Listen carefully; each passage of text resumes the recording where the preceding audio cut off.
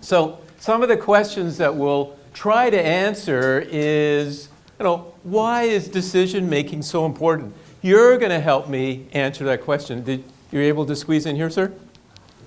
Okay. All right. And we're going to maybe do a little self-assessment. Nobody's going to intrude on your space. But, how effective is your decision making? And what is your decision making style? There is a way for you to do a quick self-assessment. I'm not going to give you all these psychological instruments to fill out. There's a place right here, sir. And let's see if we can chat a little bit about decision-making and groups. We're going to be talking about, again, if time permits, because there's a lot of topics, about decision-making in bureaucracies. Anybody work for a large company? Could I just see a show of hands? Okay, and this lady over here, could you share with us? Which company? I currently work for a company called Mingail, it's Japanese. Oh, that's quite big, yeah. So actually interesting about the Japanese companies, we've learned a lot from them in relation to decision making. I don't know if you've ever run across this concept that we'll talk about called Ringi. Okay, well, we'll talk about Ringi. In my MBA training, we learned a little bit about some of the Japanese techniques for decision making. I think there's 3 people back there. The gentleman with the yellow shirt, the gentleman with the striped shirt, and the gentleman with another shirt. All 3 of you, my understanding is you're geniuses. Is that right? Okay, so you have IQs of what, 250? Give or take? Okay, but the thing is about geniuses, even geniuses can make bad decisions. I wonder why. So we'll touch on that. Have you ever made any bad decisions, sir? Never, all right. Well, let me ask you this. Apple stock was selling at $7.50. Think about 15 years ago. When they had to lease the computers. And is that when they had to lease the computers? Yeah.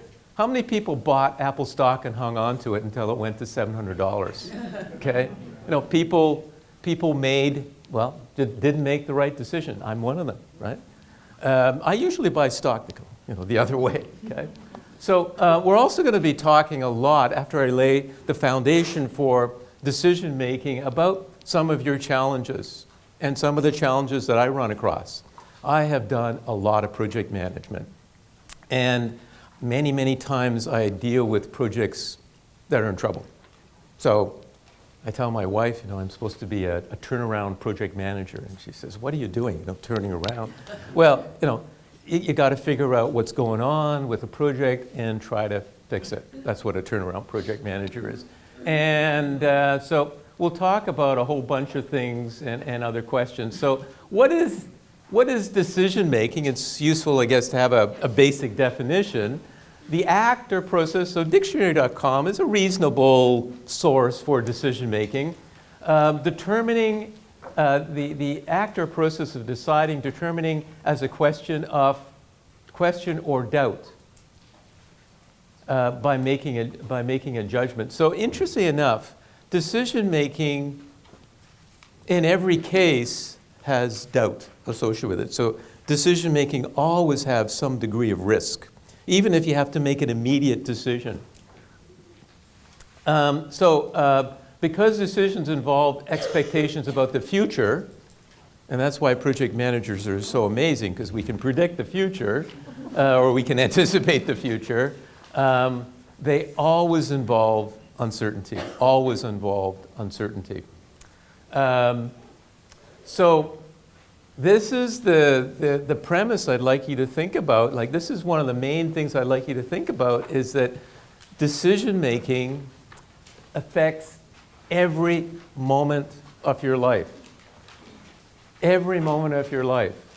Are you going to sip that coffee while I'm talking? That's a decision, right? So every moment of your life.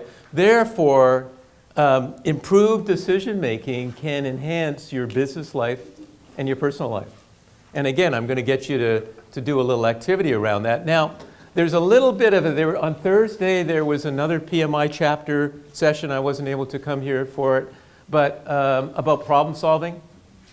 Did anybody go to that one? I don't know if anybody. Yeah, there was what was the gentleman's name? He's quite a good speaker. Yeah, he's quite accomplished gentleman. And he talked about problem solving. There's quite a connection between decision making and problem solving. So I've just highlighted the key approaches. Problem solving consists at looking at the causes or root causes. This is sort of coming from a website that I've tried to give you some connection to. On the other hand, decision making is about resolving the problem, coming up with an action plan, and finding solutions from a variety of options. So typically, you make decisions because you got options. You've looked at the root cause. Now you're looking at possible options, and you make a decision about which option is better. Okay? Should you have a large coffee or a small coffee? Is that as big as it gets? No, that's large. That's a large, but there's even a bigger one. It's extra large. Why didn't you take the extra large? We could have shared it. No, but by the time you drink it, the coffee's not. Yeah, I know what you mean, yeah. There's that this lady reads on a regular basis. Okay, I don't have any nameplates here, so I have to refer to lady, gentleman, people with a brown shirt, etc. So this is a fabulous section that's almost hidden, and I'm a big fan of it. It is actually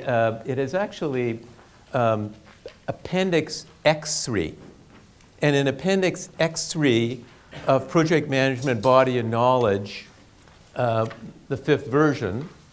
I teach people to pass the PMP exam, so I kind of know Project Management Body and Knowledge reasonably well. Within that, there's decision making. You can see there's a lot of connection with decision making and problem solving. So, just sort of giving you a little perspective, and then I'm going to turn it over to you to come up with some ideas. The choices you make, not the chances we take, determine our destiny. So, decision making is all about making choices.